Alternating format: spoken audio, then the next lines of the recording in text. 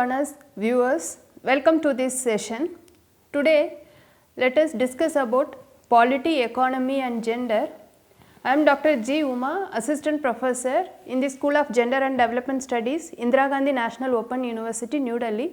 This topic is part of the course MGPE 012. This course was coordinated by Dr. Sunita Dal of SOGDS. This topic is part of this course. Let us discuss this topic. When you talk about gender and polity, immediately we will think about why do we need to discuss about women's representation in the polity. So, to answer this question, I have designed this lecture with the following objectives. First one is that explain the feminist understanding of women and political. Second objective is to discuss the significance of increasing women's representation in legislative bodies. Third objective is to analyze the barriers for increasing women's representation in electoral process. Next objective is to examine the role of women as agents of change in public space. Last but not the least, to explain the relationship between gender and economy. You must be wondering, why do you want to, when we talk about the polity, what is the real reason for discussing about economy? Just I need to talk little bit about the relationship between the gender, polity and economy. So, at the end of this lecture, before we wind up this lecture, I will talk about gender, economy and polity. Let us start. When you talk about gender and polity, in the conventional understanding of the politics, we talk about polity from a liberal political perspective. When you talk about the polity, immediately what is come to our mind is that nation state, sovereign states, elections, the idea of separation of individual citizen from the state, separation of public and private life. So, these are the things immediately come to our mind. We imagine, when we talk about politics, we imagine the politics is a space where it's mostly masculine in space. The women's representation is very less in that space. Mostly male can occupy those space and it is difficult for the women to enter and sustain the political space. These are the thought process, it comes to our mind. Okay. So, next is that when you tell about the politics, immediately in our mind, another thing comes to our mind is that nation state, okay, and democracy. Nation state, in every state there is an electoral process. So, based on the electoral process, whatever the electoral process the particular state chooses, accordingly they will elect the representatives, and those representatives, they represent on behalf of the citizens in a particular country. And there is another idea is that there is a idea of separation of individual citizen and the state. So, these are, and public private life. So, private life is mostly, it is for women, and they expect, the society expect them to certain role, they expect them to perform certain roles in the private life. Public life means mostly it will be in a masculine nature. Only male persons, they can occupy in the public life and they could able to perform the certain activities in the public life. These are the things, when we talk about politics, these are the things come to our mind. Before we discuss further, just I would like to explain about the term political. The term political refers to the history in the Western context. When we talk about from Plato to Aristotle, they tried to define the concepts till the modern political thinkers. And so, when we talk about the political, the term political, it refers to the history of Western context. Second one is that polis is political. The term polis refers to the Greek city state, that is the state implying shared space and community. In the classical Greek understanding, political referred to the shared context of community living and the decisions taken within a community. Usually, adult male property owning sections constituted the polis. Thus, idea of political hinged upon the idea of community and participation, and in the earlier context there is no difference between the public and private life. Then it is like basically in the earlier terms, adult male members who have owning the properties, they can very well participate in the political activities of the state, and there is a active community participation in the politics. It is like a shared space, the community living, like each community there is a community living. So, it is whatever the decisions on behalf of, on the benefit of the community, they need to, they supposed to take, those decisions were taken within the community with the active participation of the citizens in that particular community. So, in the classical Greek understanding, political referred to the shared context of community living and the decisions taken within a community, and adult male property owners and this, they are sections of the adult male property owners constitute the police, that is the political activities. Next is in a medieval Europe, there is if you all must be read in the history and political science. In a medieval Europe, there is a new kind of life began with the trade and mercantilism. Politics came with the assertion of power and force. There is during the medieval period, there is a distinction between public and private, on which modern understanding of politics emerged, excluding women from the public life. So, only during the earlier life, the women are not excluded, there is no distinction between public and private life. But during the medieval period only, there is a new kind of life began with the trade and mercantilism, basically in the Europe and the European countries and the American countries. Politics came with the assertion of power and force during the medieval period. Because of the politics come with the assertion of power and force, there is a clear distinction between the public and private life, on which modern politics emerged, excluding women from the public life. Women with a private and non-political sphere, they are not active participant in the political activities. Even political thinker Hegel drew ethical life of the women within a family and that of men. According to him, husband is citizens of self-conscious and women as wife and mother. So, in the medieval period, basically there is a clear distinction between the public and private life. Male basically they actively participate and they made the public life as a masculine in nature, and the male, it is the duty of the male members in the community, they could able to or actively participate in the political life, and the women, they should perform certain activities in the private life as a wife and a mother, and to take care of the children, elders, and they perform the certain activities like for cooking and other household activities. The society expects them to do the household activities at the private sphere. So, in that there is a distinction between the public and private sphere emerged during the medieval period. For example, if you talk about we are all living in the 21st century, and the last at the end of 2020 we faced, the entire world has faced the pandemic, and this pandemic is continuing. During the pandemic, if you think about the public and private sphere or the distinction between the public and private sphere, you cannot say, there is a blurred distinction between the public and private sphere, because most of them during the pandemic period, everyone, there is a concept called work from home. So, both male and female members, they actively participated in the certain kinds of economic activities from working from the home.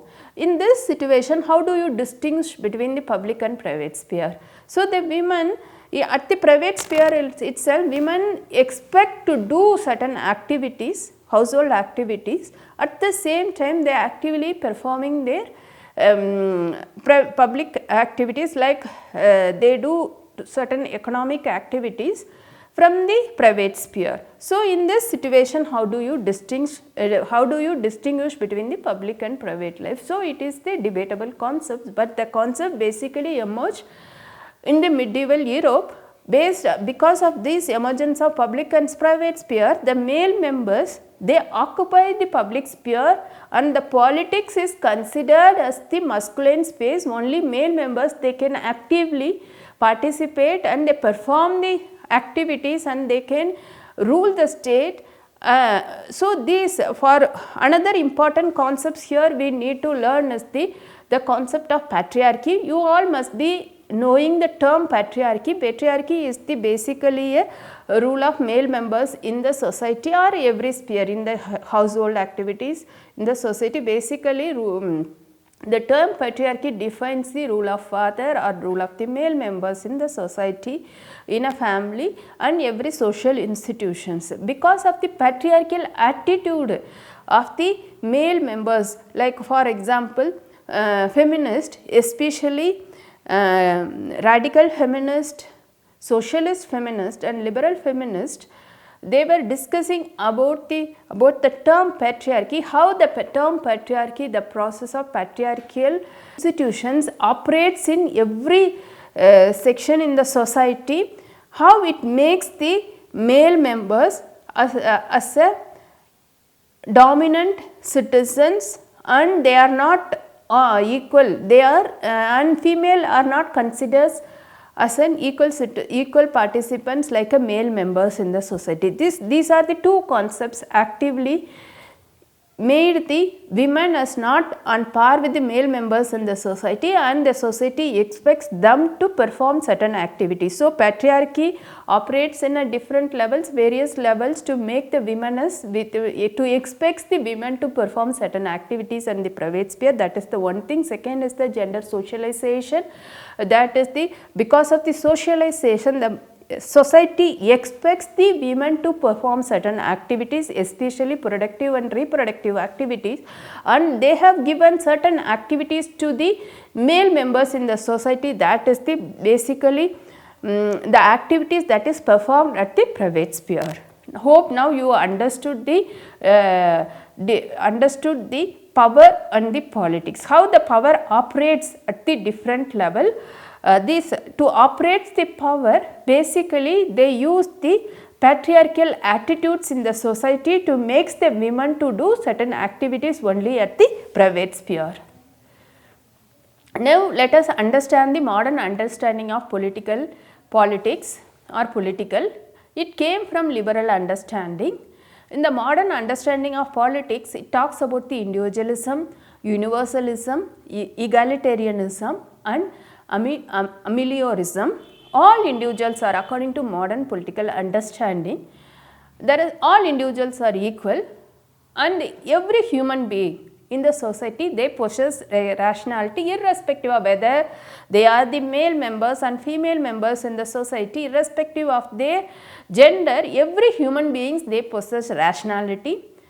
The liberal feminist, as I have mentioned already, radical feminist, liberal feminist, social feminist, they try to theorize the concept of patriarchy, how the patriarchy operates in the society to make the women as a second class citizens in the society. So, liberal feminists argued that women too possess rationality, therefore, they are equal to men. So, according to liberal feminists and the modern political thinking and modern political understanding, all are equals. Every human beings, irrespective of the race, class, caste, gender, every human beings, they possess rationality. So, according to liberal feminists, they argued that women too possess rationality, therefore, they are equal to male members in the society. Next is that feminist discomfort with the politics. Why the feminists are so much very discomfort with the politics? Basically, the politics is not available to women. Women, they don't enjoy freedom, autonomy, and they are not allowed to participate in the politics freely.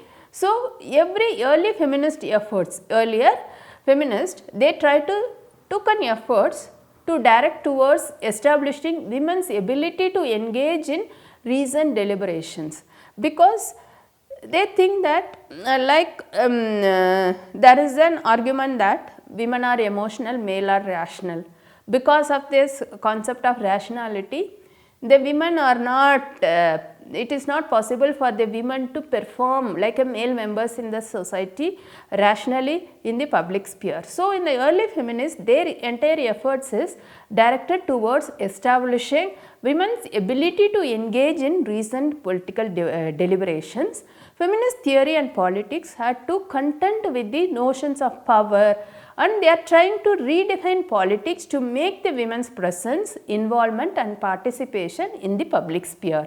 This was the feminist effort to make the women and try to theorize that like a male members in the society, women to possess rationality, so they can also perform in the public sphere. So, they need freedom, autonomy, and the society should provide the freedom to participate freely like a male members in the society in the political space. So, feminist theory and politics had to contend with the notions of power and trying to redefine politics to make the women's presence, involvement and participation in the public sphere. So, a feminist perspective of politics is that first one is that they are talking about the modernity and politics. Second one is that the liberal feminists, they gave idea that the like a male members, women to possess rationality, so they can also actively participate in the politics. Another term the feminists talk about is the personal is political. Personal, when you talk about personal is political, automatically we question the privacy. Okay. So, like for example, when you talk about personal is political, if you take a private space, family as a private space, do you think that family is a space, it is so sacrosanct that the women, do you think that women to enjoy a power at the family space? No.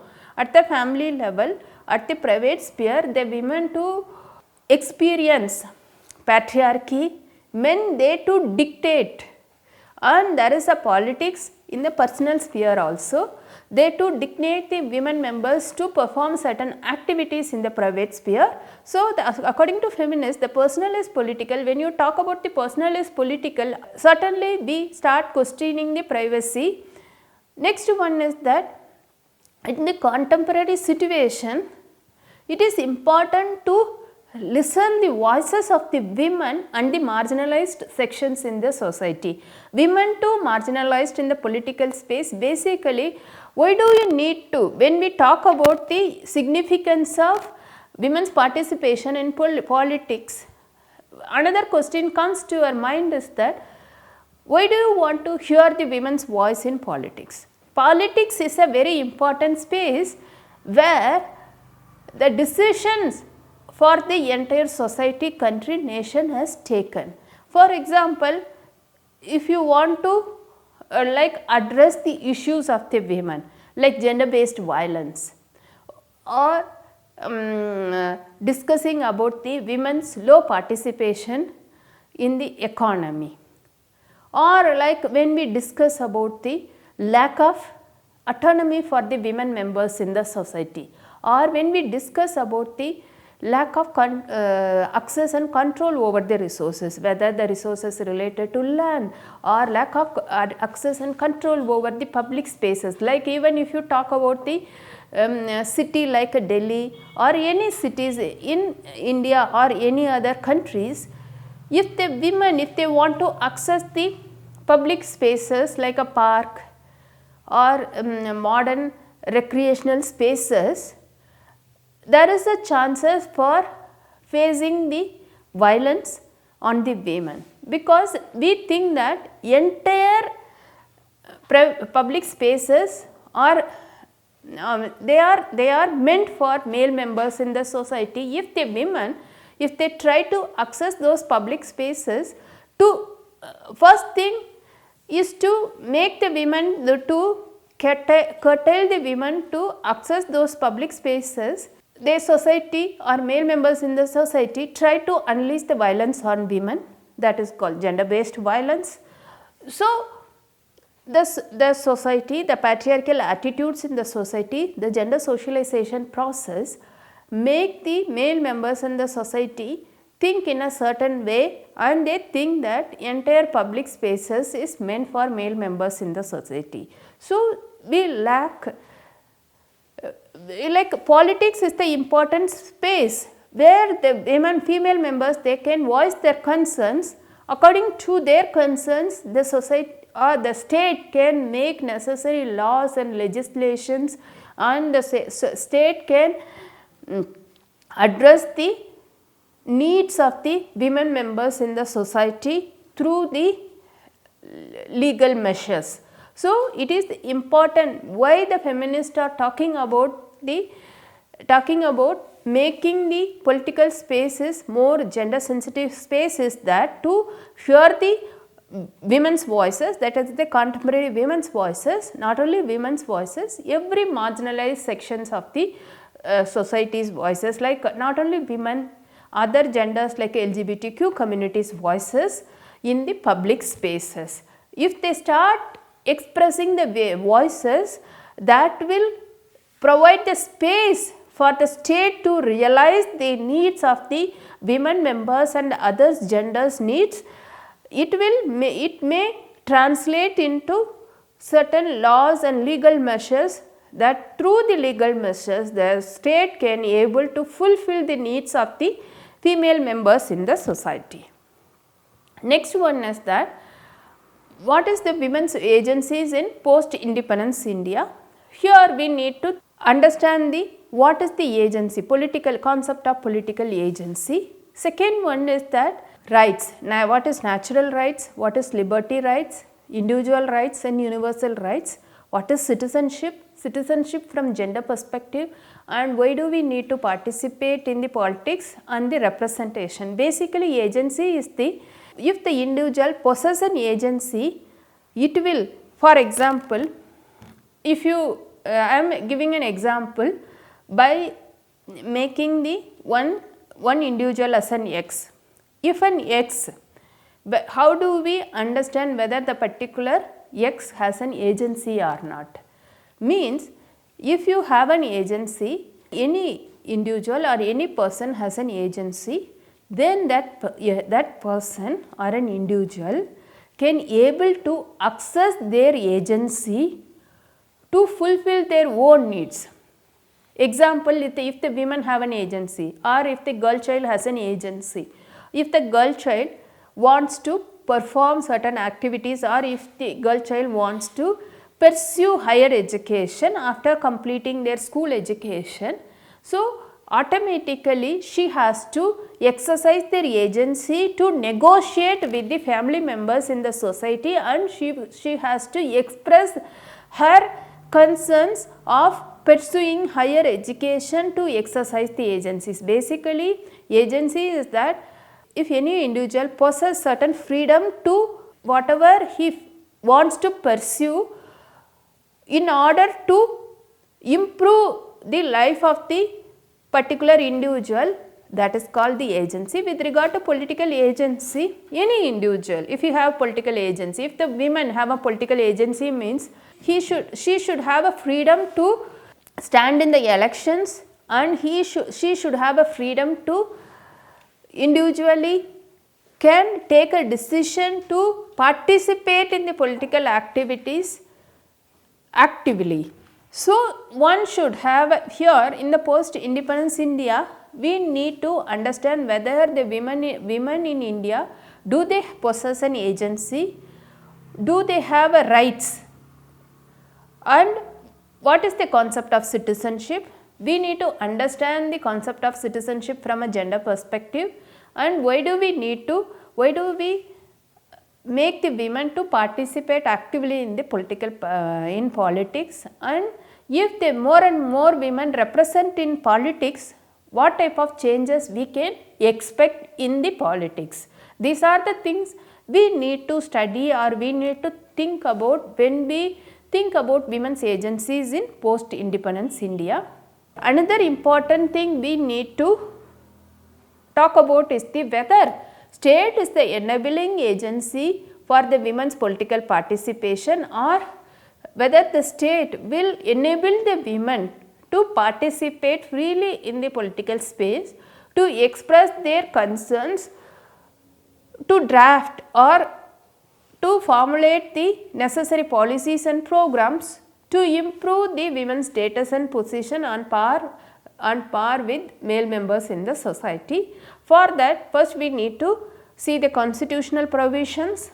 According to Indian constitution, like the directive principles of state policy and other Indian constitution, it is not discriminating the anyone in the country based on their sex. Like according to Indian constitutions, whether they are male or female and other genders, they treats everyone in equal. Okay.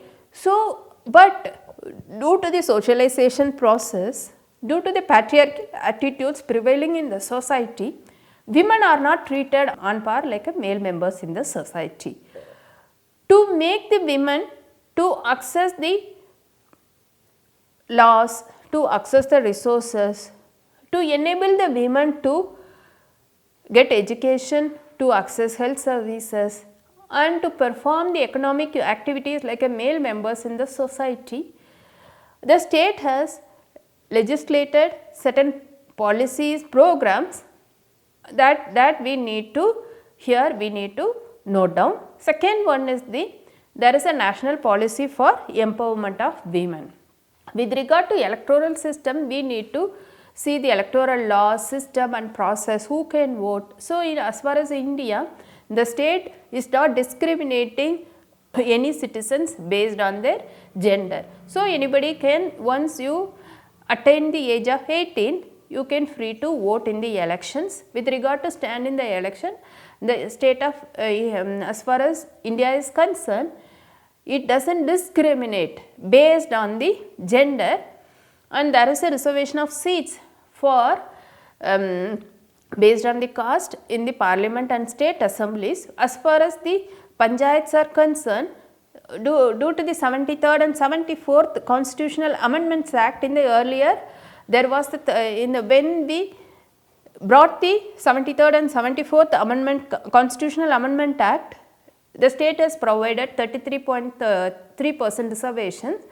After the certain period, most of the Indian states, they have increased the women's reservation to 50% of the seats, like Tamil Nadu, Bihar, every state, most of the states in India now providing 50% of the reserved seats for women in the panchayat and municipalities and anybody. But still they are not discriminated based on the electoral system as far as India is concerned. Like, what is the main reason for not, they made the main reason the women are not able to participate in the electoral process freely. The main reason is that I have already mentioned that it is because of the patriarchal attitude prevailing in the society, that is the male domination, due to the male domination. Second one is that even the political parties also, they tried to behave in a certain masculine manner. They think that political parties also, that patriarchy operates at every level and every institutions. In the political parties also, due to this patriarchal attitude, they think that politics is the male space. So, male can perform better than the female members in the society. These are the notions, these attitudes prevailing among the political parties most of the time. And the political parties also, they try to provide the seats only for the male members in the society. Even if they provide seats for the female members, they provide in a very less percentage to the female members in the society. So, as far as India is concerned, Election Commission is the highest constitutional authority. It is a 3-member body and they conduct the elections for parliament and state elections, and they try to give direction and control of the preparation of electoral rolls for conducting all elections. So, what is the main barrier for women's participation is that I have already again and again mentioned the patriarchal structure in the Indian society.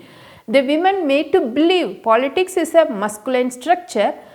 And another important thing, that literacy among women lower than male members in the society. and lack of family support, electoral policies has proved to be inhospitable to women, handicapped in making alliances with the others.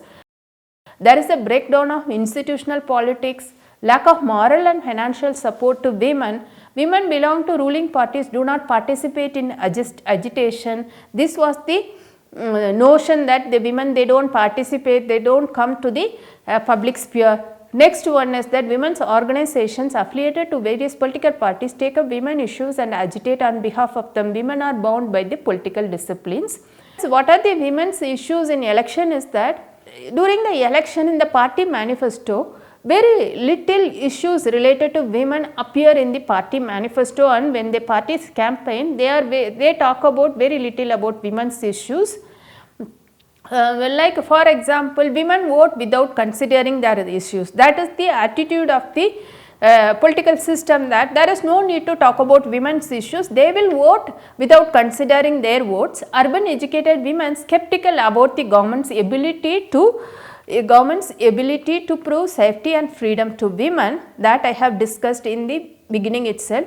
Price rise may appear every political manifesto since it directly affects the lives and livelihoods of the women. Still, the political parties think that the women, they don't take about their issues, and they don't talk about their issues during the political campaign without considering the issues the women used to vote. Next one is Women's Reservation Bill and the 15th Lok Sabha elections. There is still the Women's Reservation Bill for the Parliament and State Assembly is still pending with the Parliament. So, next one is that we need to talk about the Women's Reservation Bill, a tool for enhancing women's participation. Even though equality of sex is enshrined in the Constitution, it is not reality. Therefore, various affirmative action is required to improve the condition of the women. Reservation is needed to compensate social barriers that have prevented women from entering electoral politics. Women's Reservation Bill passed in the Rajya Sabha as 108th Amendment Bill on March 9, 2010, but the bill is still pending with the Lok Sabha for approval. So, that these are the international conventions: United Nations Decade for Women, and Vienna Human Rights Conference in 1993, Cairo Conference on Population and Development in 1994, Beijing Platform for Action 1995 discussed about the increasing women's participation in private public sphere, and the SIDA Millennium Development Goal. Now we are talking about the Sustainable Development Goals. So, it is very important to feminize the leadership. We need to talk about the public-private patriarchy and what is the institutional adequacies. Thank you so much for listening. We will meet again in some other session. Hope you understood the significance of improving women's participation in the politics. Thank you.